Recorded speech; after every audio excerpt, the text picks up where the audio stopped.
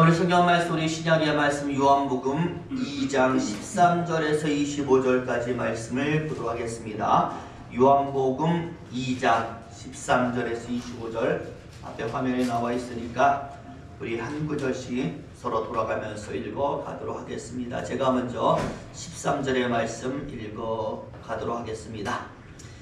유대인의 유월절이 가까운지라 예수께서 예루살렘으로 올라가셨더니 성전 안에서 소와 양과 이들이 파는 사람들과 돈 바꾸는 사람들이 앉아 있는 것을 보시고 노끈으로 채찍을 만드사 양이나 소를 다 성전에서 내쫓으시고 돈 바꾸는 사람들의 돈을 쏟으시며 상을 엎으시고 이들이 파는 사람들에게 이르시되 이것을 여기서 가져가라.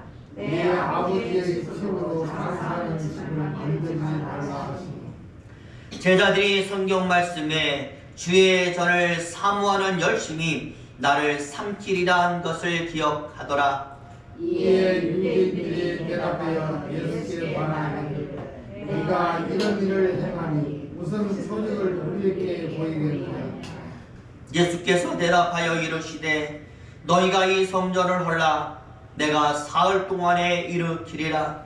유대인들이 이르되 이 성전은 40일 동안에 지었거늘 네가 3일 동안에 일으키리라.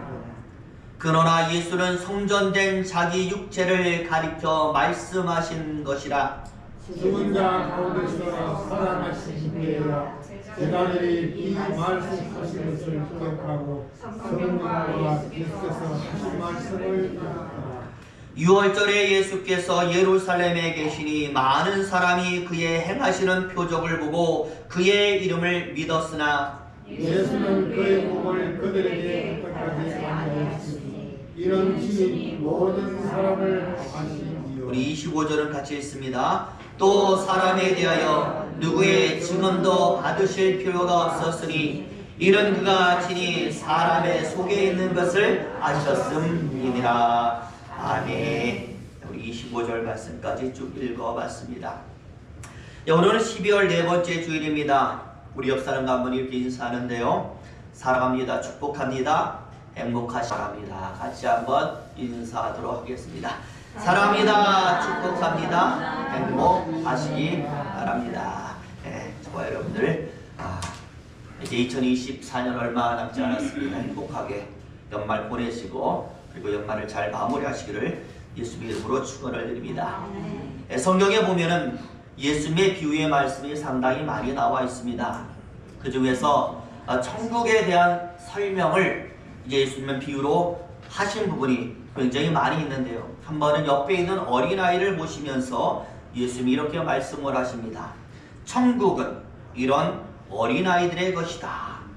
어떤 신학자가요, 예수님의 이 말씀이 과연 어떤 뜻일까 라고 생각하다가 놀이터에서 놀고 있었던 어린아이들을 보면서 이 말을 닥치는 것이죠. 야, 바로 이것이구나. 이 어린아이들이요, 335 놀이터에서 신나게 놀고 있는데요, 참 이상해요. 옆에서 다른 어떤 사람이 이래라 저래라 해도 듣지 못할 정도로 놀이에 집중을 하던 아이들이 해가 어둑해져 가지고 이 엄마들이 하나둘 나와서 아이들의 이름을 해서 아무개야 아무개야 밥 먹자라고 이름을 부르니까 그냥 하던 놀이 다 집어던지고 갖고 던져 장난감 다 집어던지고 부르는 어머니에게로 달려가서 엄마 하면서 그렇게 어머니의 품으로 달려가는 신학자는 바로 여기에서 예수님의 말씀의 의미를 찾은 것입니다. 예수님이 하나님의 나라를 설명하기 위한 모델로 어린아이를 택하신 이유는 바로 이것이 아닐까. 아이들이 엄마가 부르면 그냥 달려가는 것처럼 어디든지 무엇을 하고 있든지 간에 하나님이 부르시면 그저 곧장 달려가는 사람, 바로 그가 천국을 소유한다라는 의미에서 아이들을 등장시키셨다라고 그런 해석을 해본 것. 하나님께로 향한 즉각적인 반응이에요. 그 어떤 다른 잡생각이 있는 게 아니에요.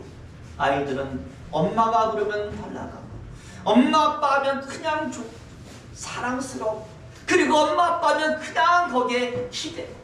이런 아이들의 모습, 바로 이것이 천국을 소유할 수 있는 하나님의 성도들의 모습이라고 생각을 했던 것입니다. 아이의 중심은 부모이고 어머니듯이 항상 하나님 중심이 되고 예수님이 중심이 되고 천국은 바로 이런 사람들이 소유하게 된다라는 것이죠. 저와 여러분, 이제 내일 모레 글피면 수요일이면 성탄절입니다. 예수님이 이 땅에 오신 날을 축하하고 기념하며 예배하는 날이 바로 성탄 아니겠습니까? 그런데 그 성탄의 의미가 무엇이냐라고 할 때 저는 생각합니다. 바로 오신 예수님이 바로 성탄의 의미이다. 저와 여러분, 성탄이 기쁘고 즐거운 것은 다른 게 아니에요. 하나님 우리에게 오셨기 때문에 기쁜 것인 줄로 믿습니다. 그리고 오신 하나님께서 우리의 모든 근본적인 문제를 해결해 주셨기 때문에 성탄은 즐거운 것입니다.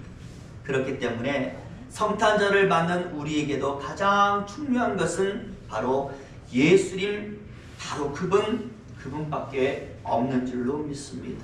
오신 예수님을 잘 알고 그분을 제대로 영접하는 것이야말로 성탄절을 제대로 잘 보내는 것이 되는 것이죠. 그래서 오늘은 예수님이 이 땅에 오신 것을 비로소 세상에 널리 알리고 드러내신 사건, 예수님의 예루살렘 입성에 대한 말씀을 가지고 하나님이 예수님을 이 땅에 보내신 목적, 그 근본적인 의미, 이에 대한 우리의 모습은 어때야 될까? 바로 이런 것들을 알아보는 시간을 가져보도록 하겠습니다. 저와 여러분, 먼저 본문을 보시면 우리가 잘 아는 말씀, 예루살렘에 입성하신 예수님께서 성전을 청결하게 만드신 사건이 나오고 있습니다. 제가 결론을 주고 말씀드리자면 예수님이 이 땅에 오신 목적은 하나님의 나라이며 그 백성에 있습니다. 그러니까 우리를 더 정확하게 말씀드리면 하나님이 택하신 사람들을 하나님의 백성으로 삼아서 하나님의 나라에서 백성답게 살 수 있도록 만들기 위해서 예수님은 이 땅에 오셨습니다. 그래서 여러분들이 사복음서를 보면 예수님의 메시지는 죄다 무엇이냐라고 할 때 하나님의 나라와 그 백성에 관한 거예요. 그리고 그 나라의 주인이신 하나님에 관한 이야기로 다른 얘기 하신 거 없습니다. 하나님의 나라가 어디냐? 하나님의 나라가 무엇이냐? 그 백성은 어떻게 되는 것이냐? 하나님이 너희를 어떻게 사랑하는지 바로 거기에 대한 여기가 다 예수님의 메시지가 되는 것이죠. 그리고 그 메시지의 중심에 무엇이 나오는가라고 할 때 성전이 되는 거예요.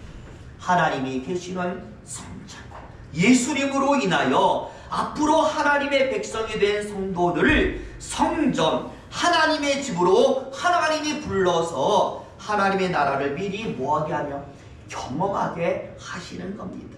그 성전을 하나님의 나라로 만들어서 세상에 다 보여주는 겁니다. 자 봐라, 이게 바로 하나님의 나라다.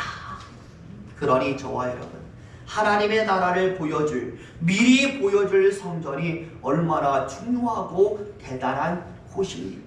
오늘 본문은 바로 그 하나님의 성전에 예수님이 유월절을 맞이하여 방문을 하셨는데 다 보니까 성전 안에 성전의 모습이 없었다라는, 하나님의 나라의 모습이 없었다라는, 성전 안에 있어야 될 하나님의 백성도 없고 성전에서 보여줘야 될 하나님의 나라의 모습도 없고, 당연히 누가 분노할까요? 예수님이 분노하시는 겁니다.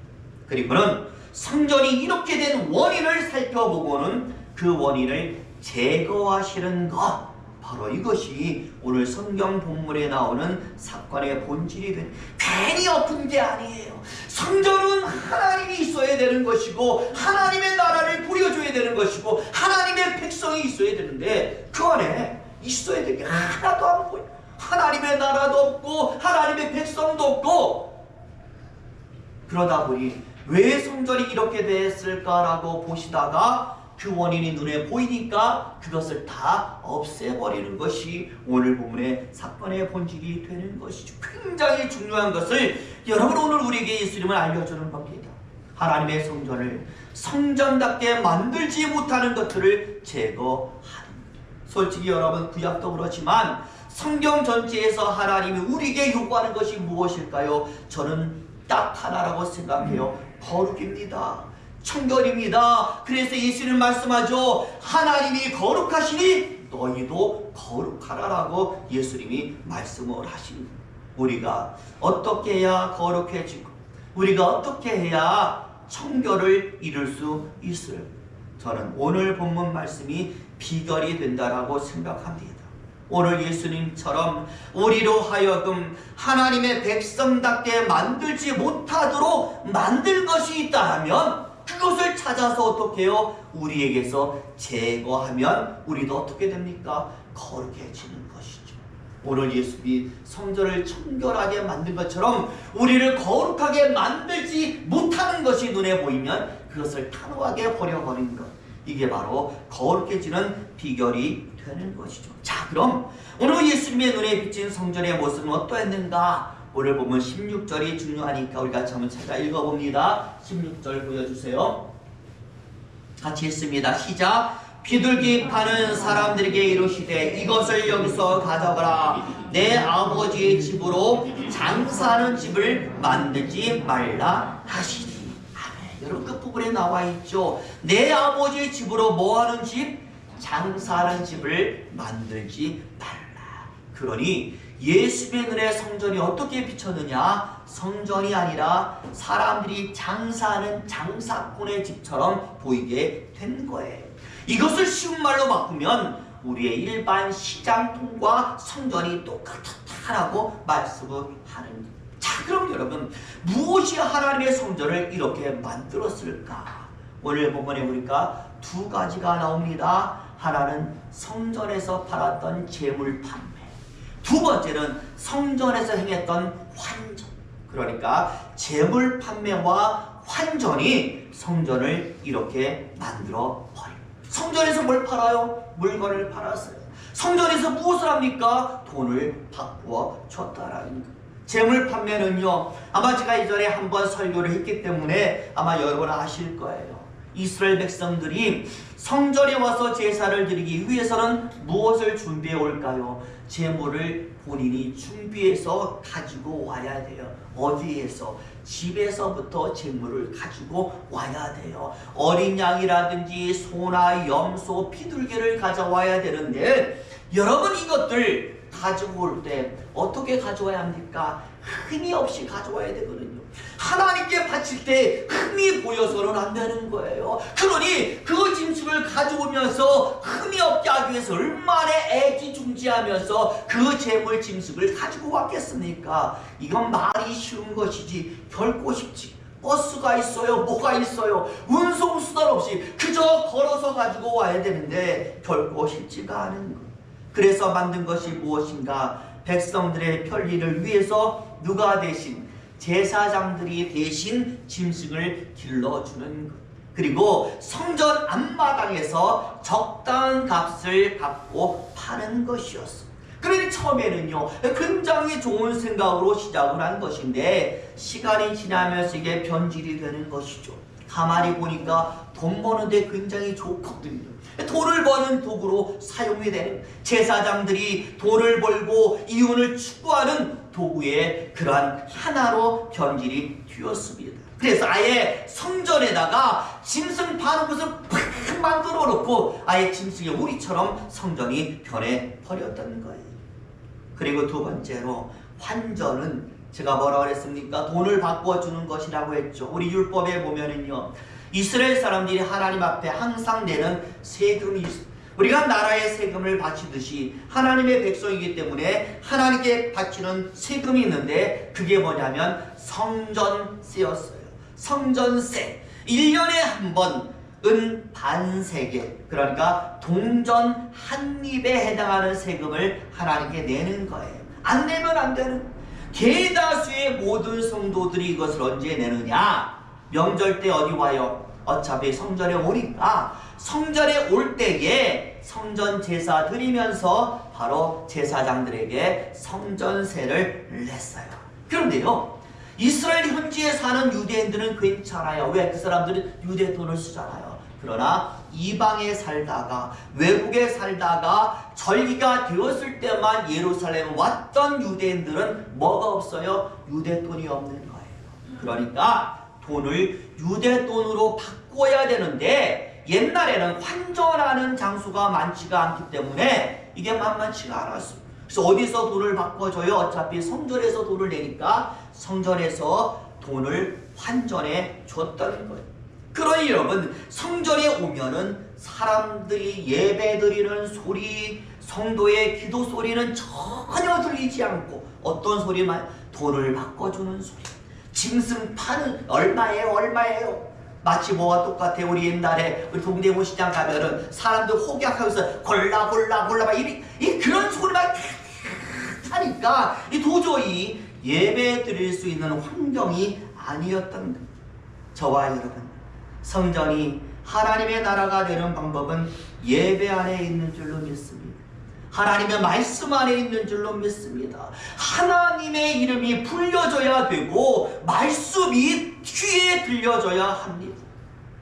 말씀의 진실한 묵상을 통해서 하나님의 음성을 들을 수가 있어야, 그게 무엇입니까? 성전이고 하나님의 나라인, 하나님의 성전에 들어와서 예배드리는데 하나님을 향한 찬양 없고 세상 노래만 들려주고 맨날 이러면 이게 성전이겠어요? 하나님의 백성 입에서는 하나님이 나와야 하나님의 백성인 것이고, 하나님의 성전에서는 찬양과 말씀, 이 은혜롭게 들려져야 이게 성전이 되는. 그리고 그것이 바로 무엇이냐? 하나님의 나라의 모습이에요.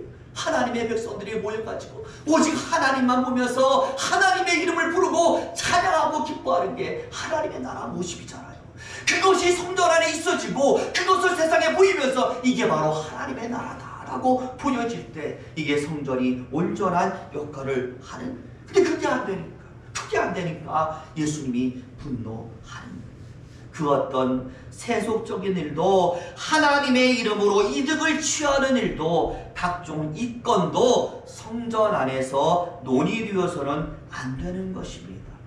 그런데 이런 개혁을 이루고 있는 예수를 보면서 여러분, 유대인들은 오늘 어떻게 행동을 하고 있습니까? 옳은 행동을 하고 있는데도 불구하고 유대인은 이렇게 반응을 합니다. 우리 18절 같이 있습니다. 시작. 이에 유대인들이 대답하여 예수께 말하기를 내가 이런 일을 행하니 무슨 표적을 우리에게 보이겠느냐? 네가 이런 일을 하니 우리에게 어떤 표적을 보이겠느냐? 속된 말로 네가 뭔데 이런 일을 하느냐? 이런 권리를 네가 가졌다라는 표적을 우리에게 보여봐라. 이런 일을 할 수 있는 권한이 네게 없도다라고 말. 그 어떤 표적이나 능력, 이제 성전에서 재물을 팔고 돈을 바꿔주는 것 네가 못하게 했으니까 또 다른 기적, 또 다른 능력, 또 다른 유익거리를 하나 만들어내라, 이렇게 요구를 했던 거예요. 그러니 여러분들, 오직 그들의 머리에는 뭐가 있습니까? 똥만 드는 거예요. 하나님의 사람이라고 하는 사람들의 머릿속에 하나님이 아니에요. 돈만 들었어요. 세속적인 유익만이.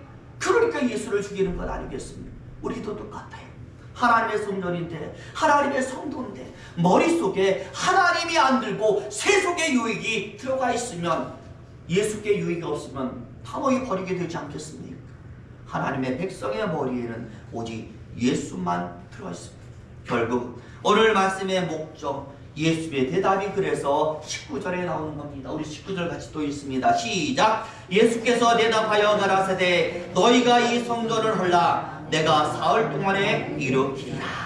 이런 성전은 뭐 해버려라? 헐어버려라. 내가 새롭고 거룩하고 의로운 성전을 다시 짓겠다. 예수님의 자신의 죽음을 말씀하고 있고 부활을 이야기하고 계십니다. 죽음과 부활, 이것만이 내가 너에게 보여줄 기적이며 표적이고, 이것을 통하여 세상에 하나님의 진정한 성전이 세워지게 될 것이다 라고 말씀을 하셨어요. 하나님이 계시는 진정한 성전 내가 세울 것이다. 무엇을 통하여? 죽음과 부활을 통하여. 그러니 예수님을 이 땅에 보내시고 성전을 세우시고 구원하신 우리를 이 성전 안에 불러주신 이유는 다 무엇입니까? 오직 예수, 오직 하나님이 된 하나님 중심의 삶, 그것을 위해서 예수님은 죽으셨고 부활하셨고 성전을 세우셨고 우리를 부르시게 된 것이다. 여러분, 휴스턴의 한 크리스천 라디오 방송국에서 실제로 있었던 일이라고 하는데 12살이라고 자신을 소개했던 로건이라는 소년이 생방 중에 전화를 걸었어요. 왜냐하면 최근에 자신에게 있었던 하나의 사건을 방송을 통해서, 라디오 방송을 통해서 이야기해주고 싶어가지고 전화를 건 거예요. 말합니다. 저에게는요, 정말로 아끼던 송아지가 한 마리가 있었어요. 그런데 그 송아지는 정말로 저에게 특별한 존재인데 너무나도 늙은 어미에게서 태어났기 때문에 건강하게 태어나지 못했어요. 그래서 결국 지난주에 죽고 말았습니다. 저는요, 너무나 슬펐어요. 죽은 송아지를 묻으면서 계속해서 저는 하나님께 기도했어요. 하나님, 왜 이 송아지를 데려갔어요? 제가 이것을 너무나도 귀하고 아끼고 사랑하는 줄 알면서 왜 이 송아지를 이렇게 일찍 데려갔어요? 라고 기도했어요. 그런데 하나님이 저에게 말씀하셨어요. 로건아, 네가 그렇게 송아지를 아끼고 사랑하는 것처럼 나 역시도 나의 아들을 사랑하고 아낀단다. 하지만 사람들을 구하기 위해서 내 아들은 죽어야 한단다. 네가 죽은 송아지를 아끼는 그 마음만큼 내 사랑하는 아들 예수도 네가 아껴줄 수 있겠니? 이 아이가요, 계속해서 울면서 이야기를 하니까 라디오 진행 방송자가 방송을 계속 이어가야 되잖아요. 그래가지고 아이를 위로하는 거예요. 우는 아이를 그대로 두고 방송을 마칠 수는 없으니까 괜찮아, 하나님이 하실 거야. 계속 이렇게 위로를 하고 있는데 이 아이가요, 위로하는 진행자의 말을 딱 끊더니 무엇이라고 말하는가 하면, 제가요 정말 말하고 싶은 것은요 그게 아니에요. 제가 말하고 싶은 것은요, 이 죽은 송아지를 통해서, 그리고 하나님의 응답을 통해서 하나님이 얼마나 저를 사랑하고 위하고 있는지를 제가 깨달았다라는 거예요. 그래서 저는 모두에게 말씀드리고 싶어요. 하나님은 우리가 생각하는 것보다 더 많이 우리를 생각하시고 아끼고 사랑하고 계시다라는 거예요. 오늘 이 방송을 듣는 모든 사람이 저를 알았으면 좋겠어요. 이렇게 말을 한 것이죠. 영어로 이렇게 말했어요. God is really understand you. 하나님은 정말로 당신을 잘 알고 이해하고 계십니다. 그날로 이 시청자 게시판이 난리가 났어요. 사람들이 막 감동했고요, 이 아이의 음성으로 잃었던 신앙을 내가 다시 찾았다고, 감사하다고 하나님께 영광 돌리는 게시판로 가득 찼다는 거예요. 여러분 들었습니다. 이 땅의 성전과 보내신 예수님은 하나님이 우리를 아끼시는 사랑의 결과인 줄로 믿습니다. 이 사랑에 우리는 이제 관심을 가져야 되는 거예요. 화답해야 되는 것입니다. 그리고 그 화답은 하나님이 보내신 예수님께 우리의 사랑을 전폭적으로 드리는 것으로 나타나야 하는 것입니다. 하나님 말씀하자. 나는 너희를 알고 있다, 이해한다, 너희를 사랑한다라고 말씀. 우리 하나님, 나도 하나님을 사랑해요 라고 말하면서 하나님을 내가 얼마나 사랑하는지 우리 마음을 드릴 수 있어야 되지 않겠습니까? 그래야만 내가 하나님의 나라를 정말 알맞게 살아가는 하나님의 백성이 되는 거예요. 저와 여러분, 어떻게 드려야 할지는 우리 잘 알잖아요. 내가 사랑하는 나의 부모에게 하듯이 그렇게 하나님께 할 수 있으면 되는 거예요. 하나님 많은 것 바라지 않습니다. 나의 이름을 불러줘라. 하나님의 이름을 내가 이 시간에 부르는 것만으로도 하나님은 만족을 하십니다. 부디 여러분, 2024년도 이제 얼마 남지 않았지만 이 땅에 오신 예수님을 바라보는 모든 시간들을 통하여 우리의 전체적인 마음이 성전을 향해 있기를 바랍니다. 그리고 그 안에 계시는 예수님을 향하여 오직 하나님에게로만 우리 마음이 모여지기를 예수 이름으로 축원을 드립니다.